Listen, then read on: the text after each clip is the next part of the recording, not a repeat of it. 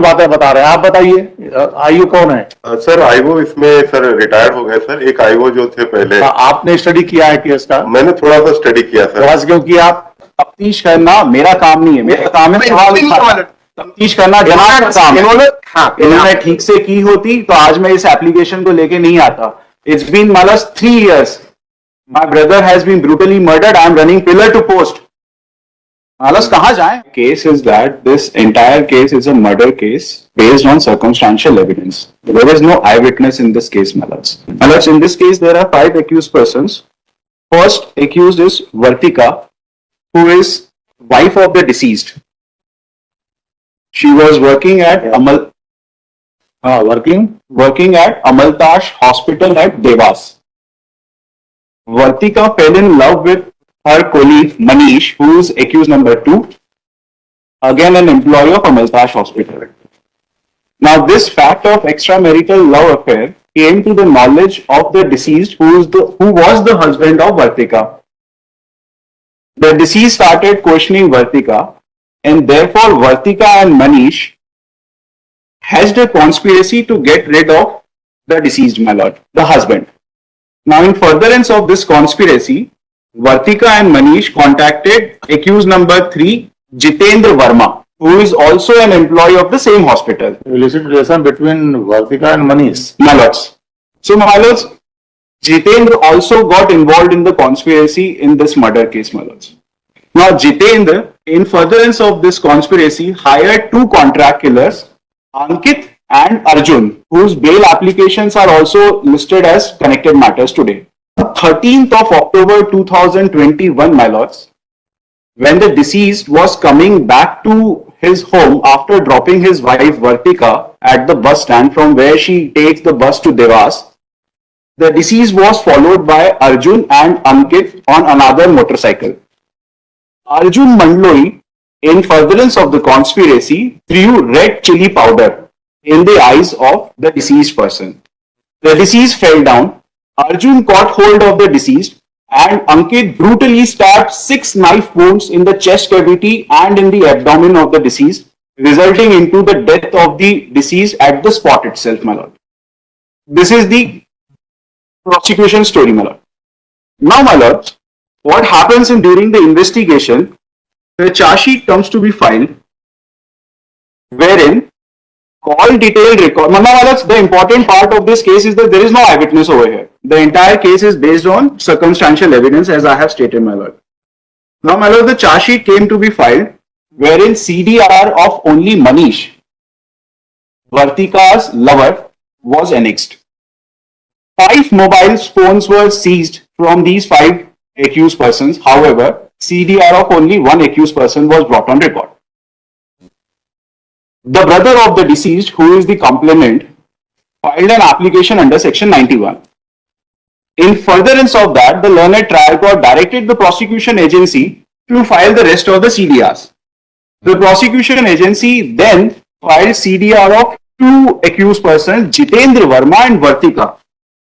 Now, my lords, since Jitendra is the sutradhar of this entire murder case, he contacted the contract killers. He moderated and supervised the act of murder. So, Jitendra was in constant touch over mobile phone conversation with the 2 contract killers, Ankit and Arjun, my lords. So, my lords, the CDR of Jitendra is the most important one in this case.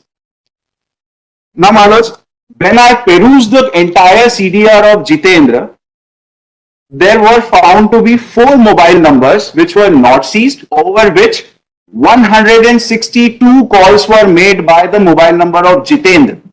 162, my lords. Now, my lords, for assistance of this honorable court, I have prepared 1-page chart. मेरे chart में serial number 1 पर सबसे left side column में call made by मैंने बनाया है। जितेंद्र के number से एक अर्जुन का नंबर है जो एक्यूज्ड है 888960, उस पर 13 बार कॉल किया है 1 day before the incident. I have annexed this chart at page number 60 and 50 of my MCRC, my lords. Serial number 2 पर मान लो जितेंद्र ने अपने नंबर से एक और नंबर 9753612168 पर 8 बार फोन किया है around the time of incident. Number उसी का नंबर है, मतलब जिसपे कॉल गया है वो ट्रू कॉलर के ऐप के हिसाब से जितेंद्र का नाम शो कर रहा है और इसके ऊपर कोई इन्वेस्टिगेशन नहीं हुई है। 7:45 की वारदात है, 7:45 से 7:30 के बीच में इस नंबर पे 8 बार कॉल जाते हैं बाय एक्यूज जितेंद्र। मतलब सीरियल नंबर 3, जितेंद्र अपने मोबाइल नंबर से फिर से एक मोबाइल नंबर पे कॉल करता है 99 टाइम्स माय लॉर्ड्स। ये ट्रू कॉलर ऐप में अर्जुन के नाम से नंबर रजिस्टर्ड दिखाया जा रहा है विच इज 7400608017। ये मोबाइल ना तो सीज हुआ ना इसके ऊपर कोई इन्वेस्टिगेशन होती है। Arjun is an accused. Yes my Lord, Arjun is the contract killer my Lord. Also been accused in this case, man.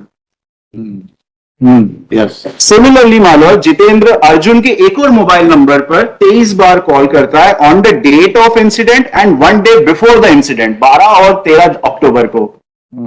Lastly my lord, Jitendra Ankit जो दूसरा कॉन्ट्रैक्ट किलर है इस केस में, उस पर 19 बार फोन लगाता है 2 अक्टूबर से लेके 13 अक्टूबर तक।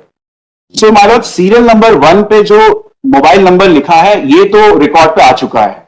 However my Lord, second column में जिसपे फोन कॉल्स जा रहे हैं तो उसमें 4 ऐसे नंबर्स हैं जिसके बारे में कोई तफ्तीश नहीं हुई है और इन पे टोटल 162 टाइम्स कॉल कर रहा है जितेंद्र। माय लॉर्ड, ये मेरा केस है। My humble prayer in this case is to seek a direction for further investigation with these 4 mobile numbers, my lords. महाराज, पूरा केस प्रोसिक्यूशन का मुंह पर गिर जाएगा अगर कोई चेन इवेंट्स नहीं कनेक्ट कर पाए तो, because there are no witnesses over here, there are no eye witnesses. Now, my lords, to substantiate my point with the help of case laws, I am relying on 2 judgments, one of the Honorable Supreme Court and one by this our own honorable court, my lord. एक FIR की जाती है by the victim appellant on this case, जिसमें minister को छोड़ के उसके सारे गुंडों का नाम आ जाता है। He moved the court for further investigation. High Court dismissed it. However, Supreme Court directed re-investigation, my lord. आप ये एक्सेप्ट करते हैं ना ये कॉल डिटेल्स आपके द्वारा फाइल हैं? हाँ मालिक। और उसमें सेवरल ट्रांजैक्शन है मतलब उसको मतलब पर्सन ये जो केस है थोड़ा सा कोर्ट नहीं है। मतलब जो इन्वेस्टिगेशन है मतलब वो एज पर प्रॉपर है और इनका पर आप कहने से हो जाएगा। मैं आपको उसके बारे में इसमें डिस्प्यूट नहीं है।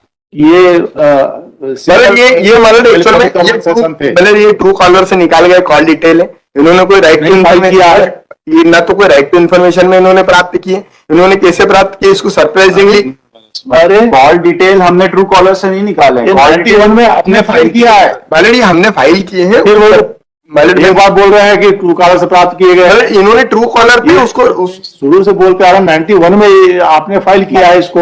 महाराज मैंने ऑर्डर लगाया है, इसका फैक्चुअल तो देख लीजिए क्या है। मैं आपको क्लियर कर देता हूँ। जो क्लियर क्या करेंगे, गलत डायरेक्शन में चल रहे हैं आप।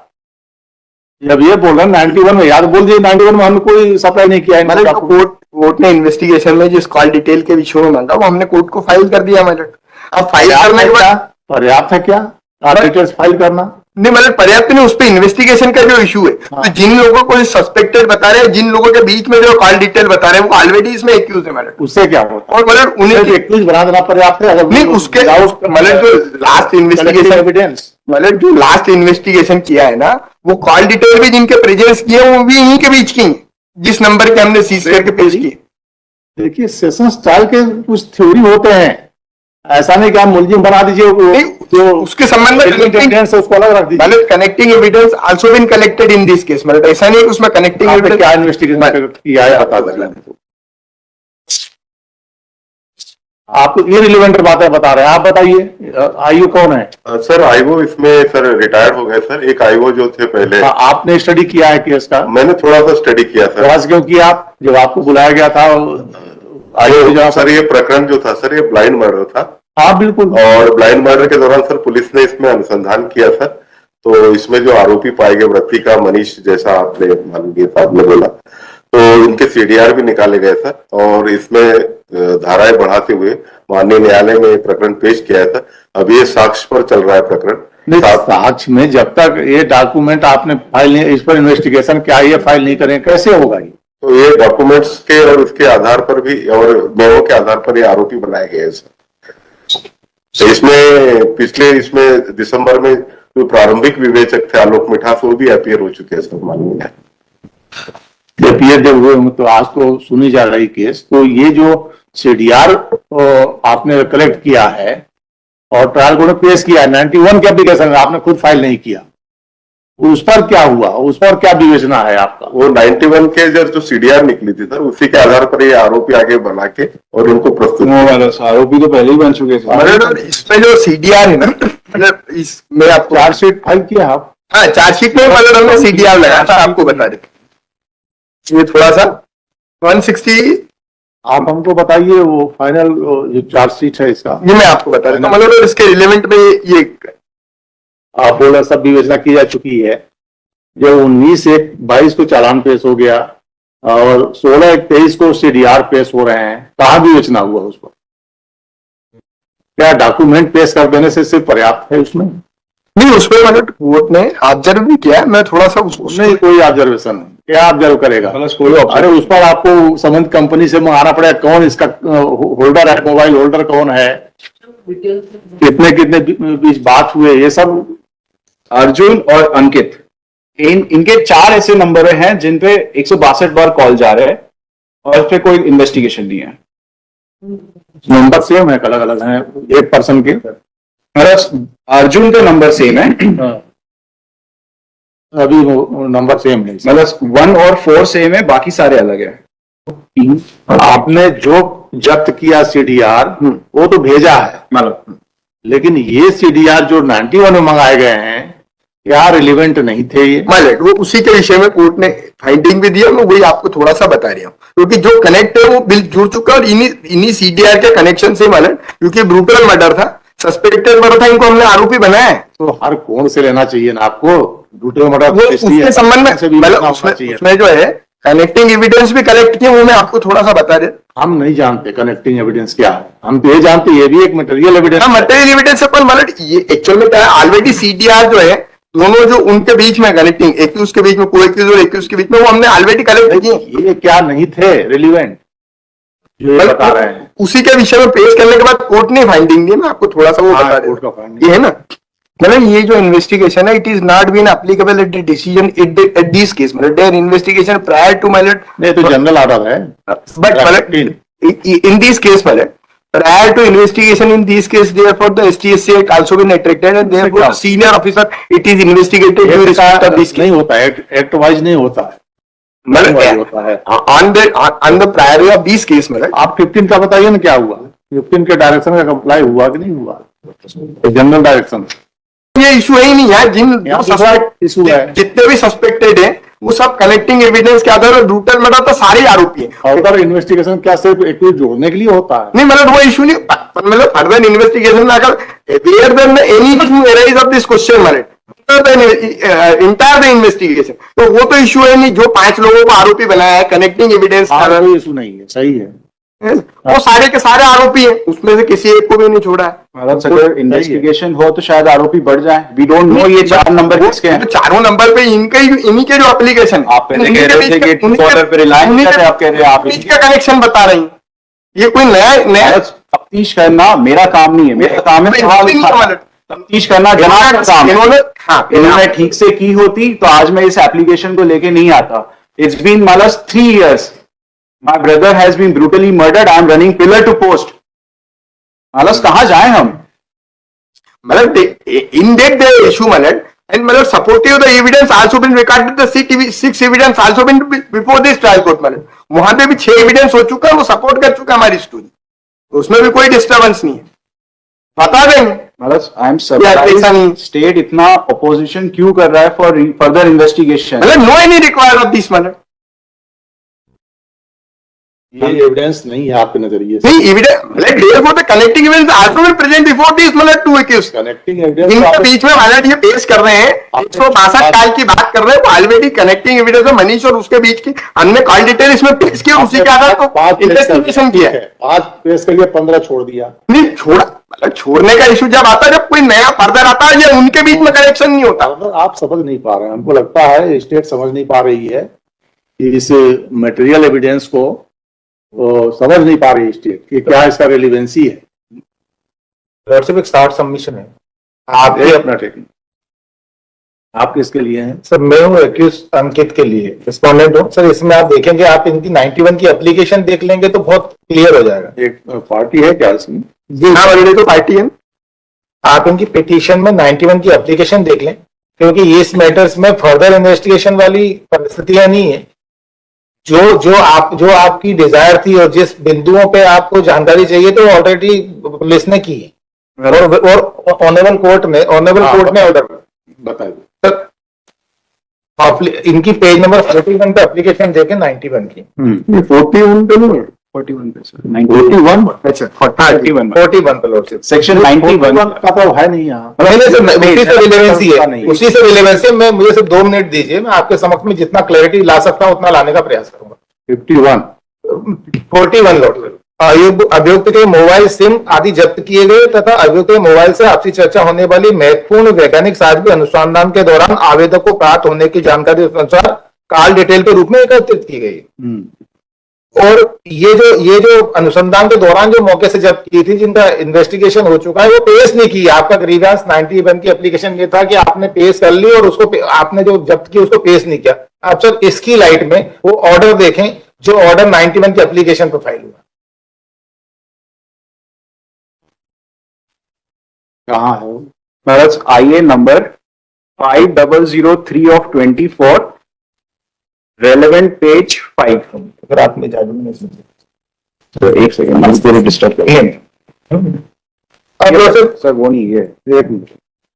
लॉर्डशिप पैरा 7 देखें इसका page number 5 sir, IA IA का 5003/24।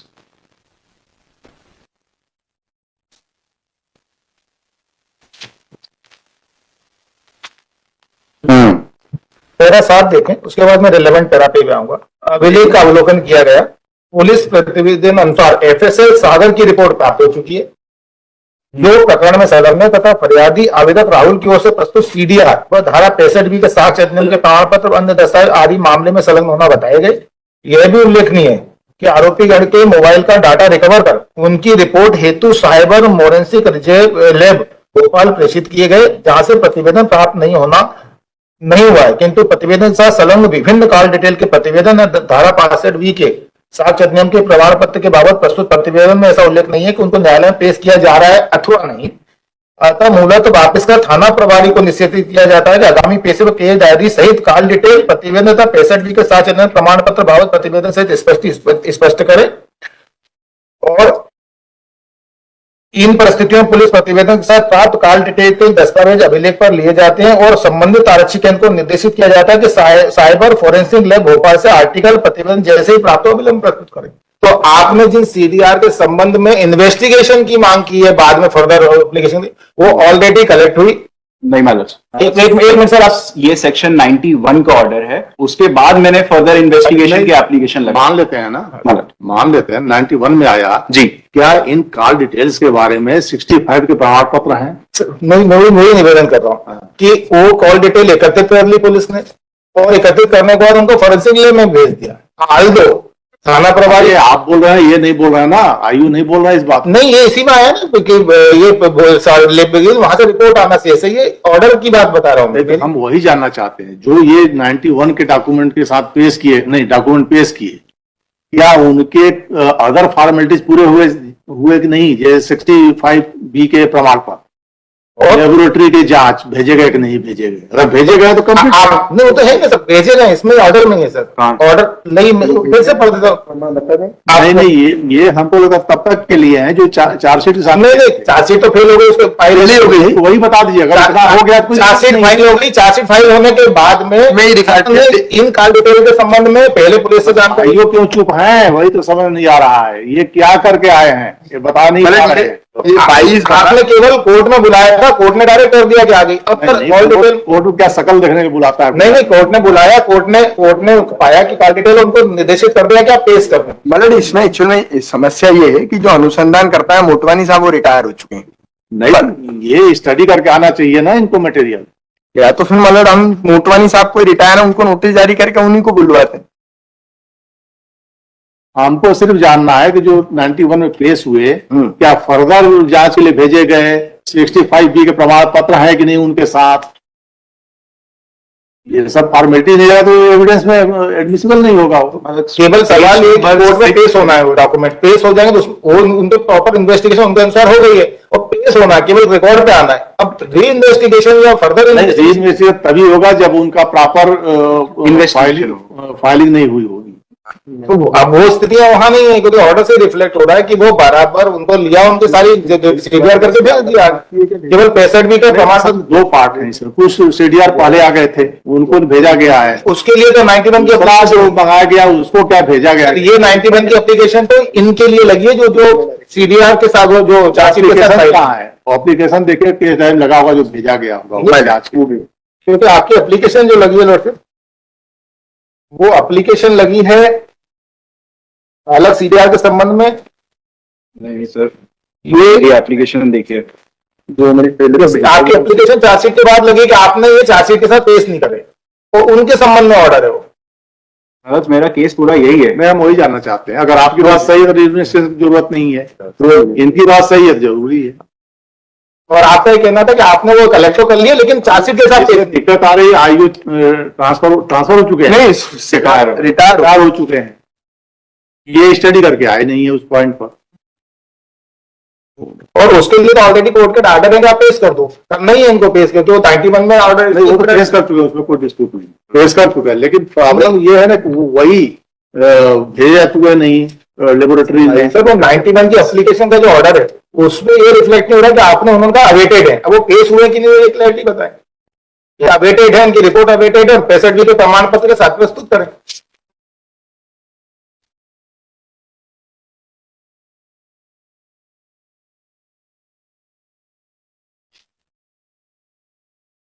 क्या किस पद पर आएगी? सर ये अभी जो है सीपी है, मतलब एसीपी कहाँ के? एसीपी हीरानगर। कहाँ? हीरानगर। ये कहाँ पड़ता है? ये इंदौर में ही है। इंदौर में ही, मतलब